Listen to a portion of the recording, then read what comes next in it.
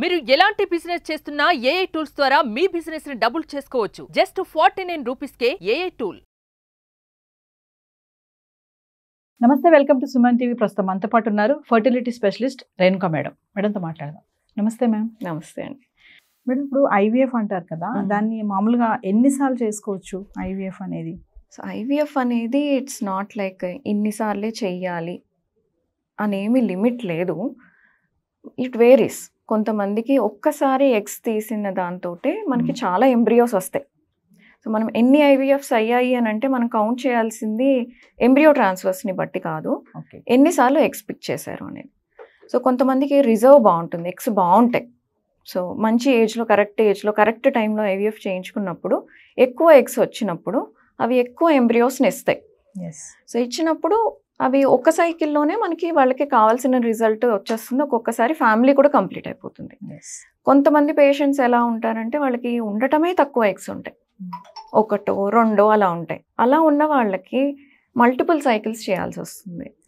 So 3 cycles, 4 cycles, ఒక్కొక్కసారి even 10 cycles, అంటే ఒక్కొక్క సైకిల్ ఒక్కొక్క ఎగ్ పిక్ చేయాల్సి వస్తుంది.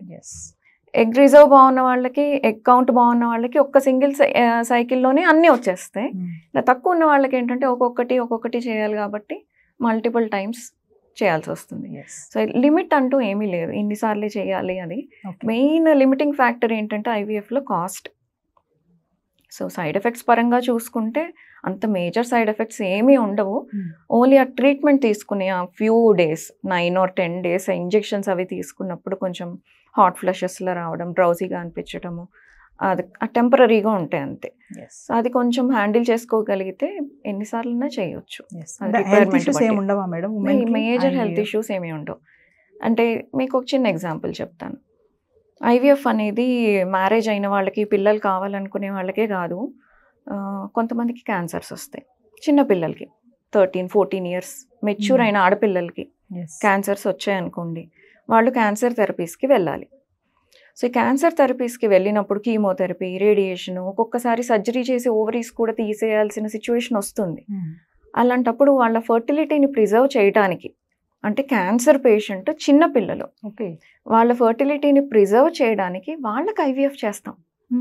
ఫర్టిలిటీ ప్రిజర్వేషన్ అంటాం దాన్ని. సో వాళ్ళకి ఇంజెక్షన్స్ ఇచ్చి 4-5 days సరిపోతాయి వాళ్ళకైతే. ఇంజెక్షన్స్ ఇచ్చి ఎగ్స్ తీసేసి సేవ్ చేసేస్తాం. అంటే ఒక 13-14 year ఏజ్ గర్ల్, క్యాన్సర్తో ఇబ్బంది పడుతున్న గర్ల్కి కూడా మనం ఐవీఎఫ్ చేయొచ్చు అని అంటే అది ఎంత సేఫో ఒకసారి అర్థం చేసుకోండి. సో ఐవీఎఫ్ అనేది చాలా మేజర్ ట్రీట్మెంట్, చాలా సైడ్ ఎఫెక్ట్స్ వస్తాయి, బాడీ అంతా పాడైపోతుంది, వెయిట్ పెరిగిపోతాము, అవన్నీ కూడా మిస్కన్సెప్షన్స్. సో అది సేఫ్ ట్రీట్మెంట్ కాబట్టి మన ఇండియాలోనే కాదు, all around the world it is being done. And ఎవరైతే కొంచెం కెరీర్లో ముందుకు వెళ్ళాలి, కొంచెం లేట్ మ్యారేజ్ చేసుకోవాలి, పిల్లలు లేట్గా కనాలి అనుకునే వాళ్ళు కూడా nowadays they are doing it. Egg freezing అనేది చేసుకుంటున్నారు. సో వాళ్ళకి 30 years లోపల ఎగ్ ఫ్రీజ్ చేసి పెట్టేసుకుని వాళ్ళు ఎంత అచీవ్ చేయాలనుకుంటే అంత అచీవ్ చేసి న్యాచురల్గా ట్రై చేస్తారు. అవ్వకపోతే ఈ ఎగ్స్ యూస్ చేసుకుంటారు. సో ఐవీఎఫ్ వల్ల మేజర్ హెల్త్ ఇష్యూస్ ఏమీ రావు. మేడం, ఎగ్ రిజర్వ్ అని అంటారు కదా మేడం, ఎగ్స్ని ప్రిజర్వేషన్ చేయాలని కూడా చెప్తా ఉంటారు. ఒకసారి వాటి గురించి. ఎగ్ రిజర్వ్ అంటే ఆడవాళ్ళకి మగవాళ్ళకి డిఫరెన్స్ ఉంది రీప్రొడక్టివ్ సిస్టంలో. We have to accept it. ఎంత ఉమెన్ ఎంపవర్మెంట్ అది ఇది అని మాట్లాడుకున్నా బయలాజికల్గా we are different. Men and women are different. మగవాళ్ళకి వస్తే ఆ స్పర్మ్ ప్రొడక్షన్ అనేది వాళ్ళకి ఒక 12-13 years నుంచి స్టార్ట్ అయ్యి ఇంకా వాళ్ళు ఉన్నన్ని రోజులు ప్రొడ్యూస్ అవుతూనే ఉంటాయి. కానీ ఆడవాళ్ళకి మనకి పుట్టినప్పుడు ఎన్ని ఎగ్స్ ఇంకంతే.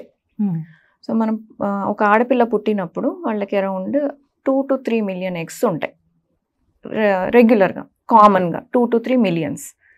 ఒక 12 or 13 years అంటే వాళ్ళు మెచ్యూర్ అయ్యే ఏజ్కి వచ్చేసరికి ఆ 2 to 3 million కాస్త 2 to 3 lakhs అవుతాయి. అంత తగ్గిపోతాయి. అంటే రోజు కొన్ని hundreds of eggs చనిపోతూ ఉంటాయి అన్నమాట. సో మెచ్యూర్ అయిన దగ్గర నుంచి ఇంకా ఎవ్రీ మంత్ పీరియడ్స్ వస్తున్నప్పుడు ఒక ఎగ్ రిలీజ్ అవుతూ ఉంటుంది కదా మంత్లీ. ఆ రిలీజ్ అవుతున్న ఎగ్తో పాటు మళ్ళీ కొన్ని hundreds of eggs చనిపోతూ ఉంటాయి పీరియడ్ టైంలో. పీరియడ్ టైం అని కాదు, ఎవ్రీడే రన్నింగ్, అది ఎవ్రీడే జరిగే ప్రాసెస్ అది.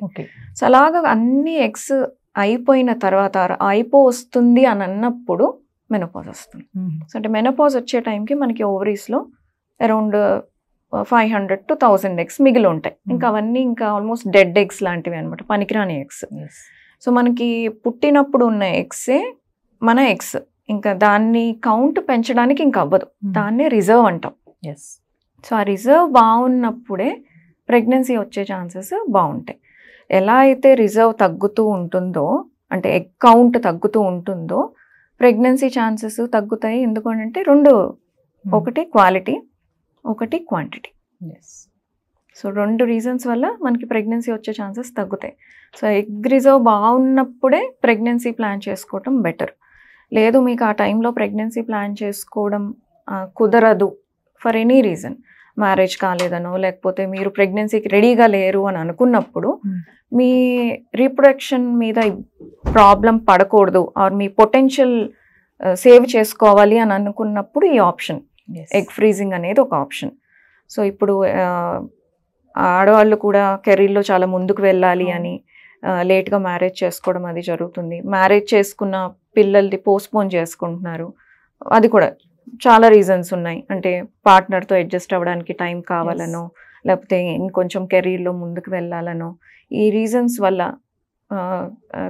కొంతమంది అయితే అసలు మాకు పిల్లలు వద్దని ముందు అనుకుంటారు, తర్వాత మాకు కావాలి అని అనుకుంటారు. సో ఈ రీజన్స్ వల్ల కొంచెం పోస్ట్పోన్మెంట్ అనేది అయితే ఉంది. సో ఇలాంటి ఆలోచన ఉన్నవాళ్ళు వాళ్ళ రీప్రొడక్టివ్ పొటెన్షియల్ని కాపాడుకోవడానికి సో ఎగ్స్ అనేది ఫ్రీజ్ చేసుకోవచ్చు. ఇది సంథింగ్ లైక్ అన్ ఇన్సూరెన్స్.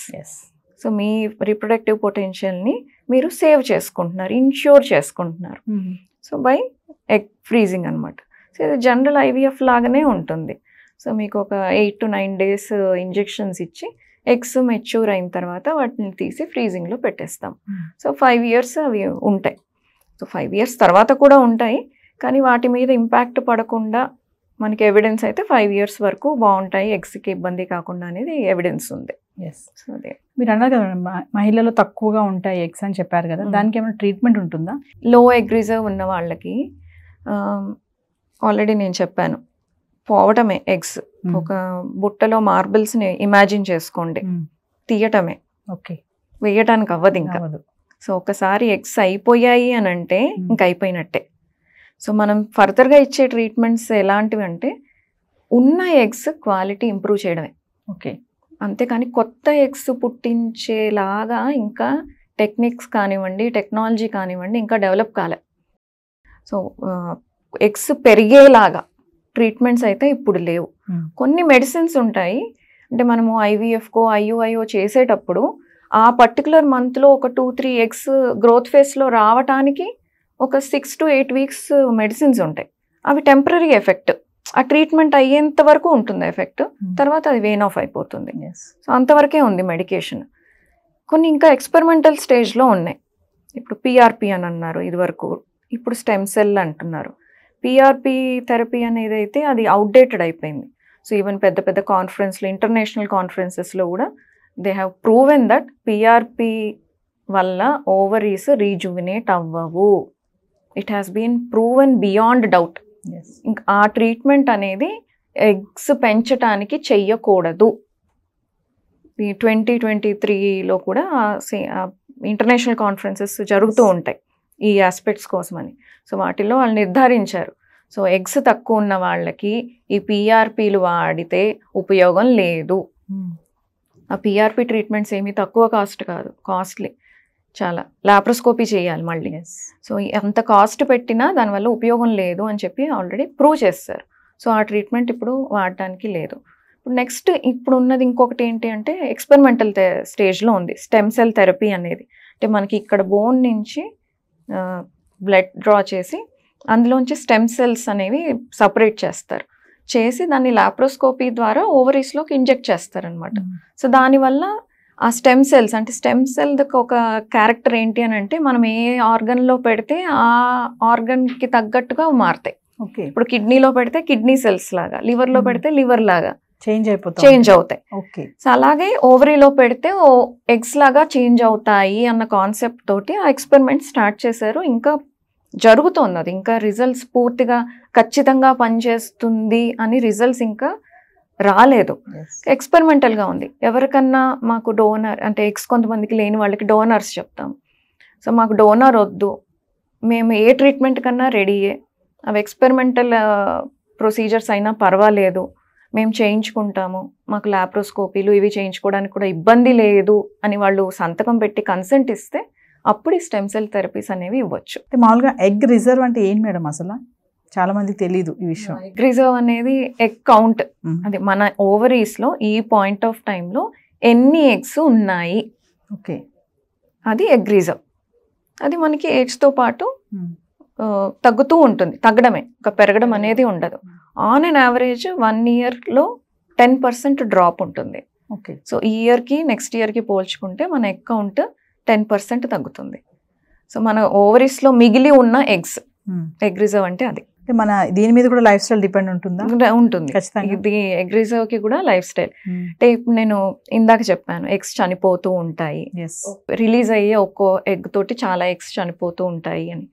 అవి ఎన్ని చనిపోతాయి అనేది ఒకటి జెనెటిక్ దాని మీద ఉంటుంది. సెకండ్ థింగ్ మన లైఫ్ స్టైల్ మీద ఉంటుంది. మనం మంచి లైఫ్ స్టైల్ ఫాలో అవుతూ ఉంటే కొంచెం తక్కువ ఎగ్స్ చనిపోతూ ఉంటాయి, బాడీలో టాక్సిన్ లెవెల్స్ తక్కువ ఉంటాయి కాబట్టి. సో తక్కువ ఎగ్స్ చనిపోతుంటే రిజర్వ్ కొంచెం సేవ్ అవుతూ ఉంటుంది. థర్డ్ థింగ్ మన ఎన్విరాన్మెంటల్ పొల్యూషన్. ఓకే, సో మనం బాగా పొల్యూషన్కి ఎక్స్పోజ్ అవుతుంటే, అది ఎయిర్ అన్నా కానివ్వండి, ఫుడ్ అన్నా కానివ్వండి, ఏ రకమైన పొల్యూషన్ అయినా మనకు తెలుసో తెలియకో, మనకు అన్నీ తెలుస్తాయని కూడా లేదు. సో దీనివల్ల కూడా పొల్యూషన్ ఎక్కువ ఉంటే కూడా ఎగ్స్ తొందరగా చనిపోతూ ఉంటాయి. సో అది ఈ మధ్య మేము మళ్ళీ చూస్తున్నాం, కొంచెం ఏజ్కి తగ్గట్టుగా ఎగ్ రిజర్వ్ ఉండట్లా. ఫైనల్గా మేడం, ఎగ్స్ అప్పుడప్పుడు గడ్డ కడతాయని కూడా అంటూ ఉంటారు కదా, దానికి ఏమైనా ట్రీట్మెంట్ ఉంటుందా? అంటే వాటిని హెమరేజిక్ సిస్ట్ అంటారు. అది హెమరేజిక్ సిస్ట్లు అనేది వస్తూ ఉంటాయి, పోతూ ఉంటాయి, అది అసలు దానికి ట్రీట్మెంట్ కూడా అవసరం లేదు. సో ఎగ్ రిలీజ్ అయ్యేటప్పుడు ఫాలికల్ అంటాం దాన్ని, మంచి వాస్కులారిటీ ఉంటుంది అనమాట. ఎగ్ పెరగటానికి బ్లడ్ సప్లై కోసం అని చెప్పి మంచి చుట్టూతంతా బ్లడ్ వెజల్స్తో సరౌండ్ అయ్యి ఉంటుంది, నరిష్మెంట్ కోసం ఆ ఎగ్కి.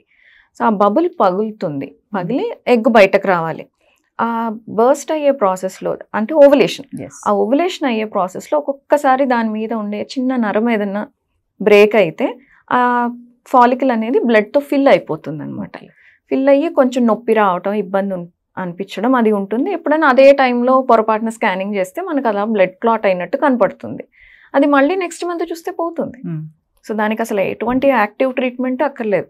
ఏదైనా పెయిన్ ఉంది, ఇబ్బంది ఉంది, లేకపోతే పొట్టలో బాగా బ్లడ్ కలెక్ట్ అయిపోయింది అంటే, కొంచెం పెద్ద నరం కట్ అయితే ఎక్కువ బ్లడ్ పూల్ అవుతుంది, ఏదైనా బీపీ డౌన్ అవుతుంది, ఇలాంటి సిచ్యువేషన్స్లోనే ట్రీట్మెంట్ అవసరం. అదర్వైజ్ 99% ఆఫ్ ద టైమ్స్ వాటికి అసలు ట్రీట్మెంట్ అక్కర్లేదు. Thank you ma'am.